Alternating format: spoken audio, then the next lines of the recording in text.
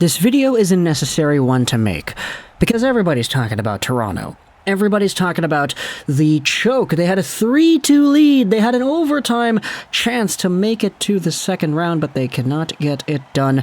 They lose in Game 7. It's another heartbreak. It's been 5 years in a row where they lose in winner-take-all elimination games in the postseason. Or, excuse me, not 5 years in a row directly. Has it been 5 years in a row?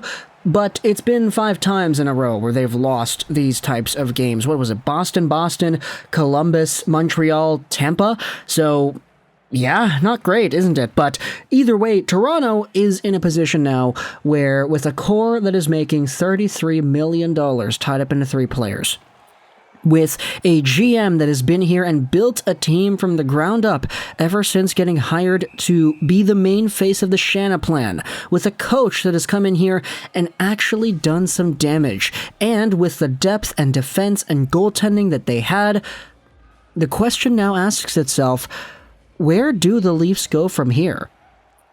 And I don't think we're going to need too many graphics for this video, as most of the videos have been lately, because it's just commentary about what's been going on.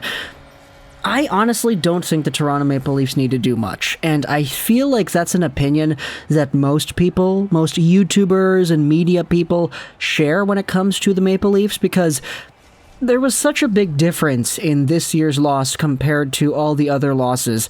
There was such a big difference in the quality of this team, you know? This Toronto Maple Leafs team, I don't think it would be a bad thing to say that this was the best team that the Leafs have been in a very, very long time. 2 100-point caliber players, and I say caliber because one of them did get 100 points, the other was just shy. He would have had 100 if he didn't miss out on those games. One of these guys had 60 goals in the year. He had 50 goals in a span of his own personal 50 games. You had Jack Campbell that was going out there and making some great saves. Sure, he had the few months where he wasn't his best, but when it came to the postseason, when it came to the games that mattered, Jack Campbell, for all intents and purposes, was not bad, especially towards the end there. Toronto had themselves a good team, and unfortunately this time, it's not like they choked away a lead. It's not like they went out there and they looked like the worst team. They just lost.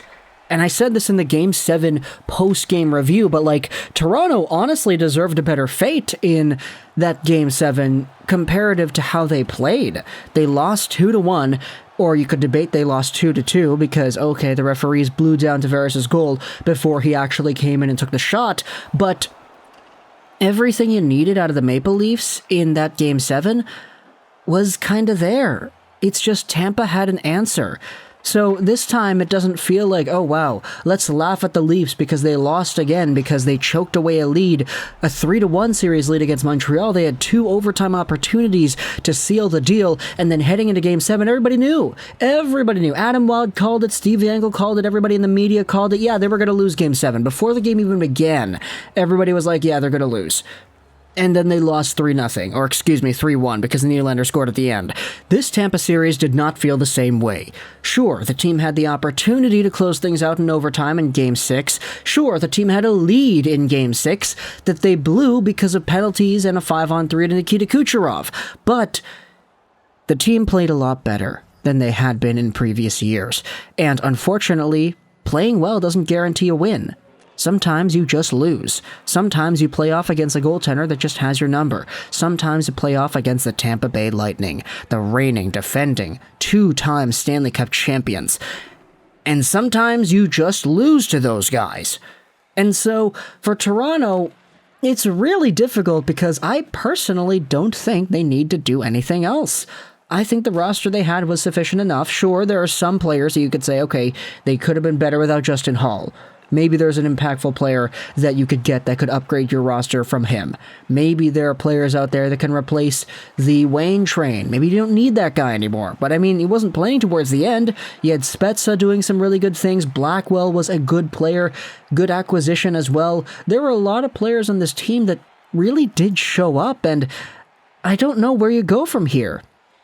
Even William Nylander, everybody was calling for his head during that blowout loss when he skated into the corner and didn't do anything to try to get the puck and he gave up. But you look at Nylander and the offense that he was able to provide. I mean, the guy was out there scoring goals towards the end of that specific game where he was getting called out. He was making plays. He was scoring clutch goals to come back in Game 5. Nylander, for all intents and purposes, I mean, $7 million? That's the type of player that you want for $7 million, right? I mean, sure, he is so polarizing with the fan base and the media, but when he is on, which is not infrequently, you gotta remember that Nylander is on quite a lot, he does do $7 million things, and he helps the team do what it is that they need to be able to do. So, I don't know if you trade Nylander. I don't know if you trade the top guys. Tavares went out there and actually showed off very well. He was getting called out too at the beginning of the season, or not the season, the series, because he wasn't actually performing. But then guess what? He heard that criticism, he started making plays, he started setting up Morgan Rielly in front for the slot, he started scoring goals himself. He scored 2 goals to take the lead in Game 6. Unfortunately, they did not close out the series in that game, but Johnny T showed up. Auston Matthews, Mitch Marner, you could say these guys needed more points. I could definitely understand if you say that, but, like, they played well. I don't know if that's the answer that you're looking for. Oh, just because they played well, it means they're excused from Marner only having 2 goals in 7 games or whatever, but, like, I don't know. It feels different. It does not feel the same in critiquing this Leafs team in the same ways that we have before this year, because I feel like they actually deserved to win. They were the only Game 7 team this year to lose on home ice, and they lost in a pretty non-convincing way. I mean, we talked about this in the post-game video, but like the deserved to win meter was all Toronto. They had like a 60-something% chance of winning this game based off of the expected goals. They really went out there in the third and just said, okay, screw it, we need to score. We're going to go out there and just do everything we can to get the puck on net, try to force our hand at bending Vasilevsky's will. But the Lightning had an answer. They had a solution, and it worked. Play defense, keep the Leafs to the outside, make sure Vasilevsky has lanes to see the puck, and block anything that Vasilevsky won't be able to see. They did that, it worked, and it's kind of funny because Montreal sort of played a similar way. Like, now that I think about it, that idea is starting to ring a bell as to what Montreal did towards the end of that Leafs series a year ago. But aside from the overtime period in Game 6, where the Maple Leafs actually played pretty well, I don't know how confident people were in watching the Maple Leafs heading into Game 7 and saying, okay, they're going to win, right? They're going to close out the series. They had a 3-1 series lead, right? It's tough because 3-1 series leads are not supposed to be this common to come back from. We saw this happen last year with Montreal, Toronto. We saw it happen this year. Pittsburgh, New York. It was right there. So, like, now I'm starting to doubt myself in thinking about Toronto and being the team. Because even though I did have Tampa in my bracket going to the second round, let alone going to the Stanley Cup Finals, I had them losing to Calgary in the finals there. It's difficult to assess the loser here because they lost morally, they lost properly, they didn't choke it away, they just lost. And that happens sometimes. Sometimes you just end up losing. And even though this is the final loss, or it is the final loss for now, in a string of straight Game 7 or Game 5 because of the bubble, elimination losses in a row, even though it's a statistical anomaly. What was that stat that JFresh tweeted out? The fact that the Maple Leafs had a .003% chance at losing 5 straight winner-take-all elimination games? Like, the fact is, the Maple Leafs have been very unlucky too.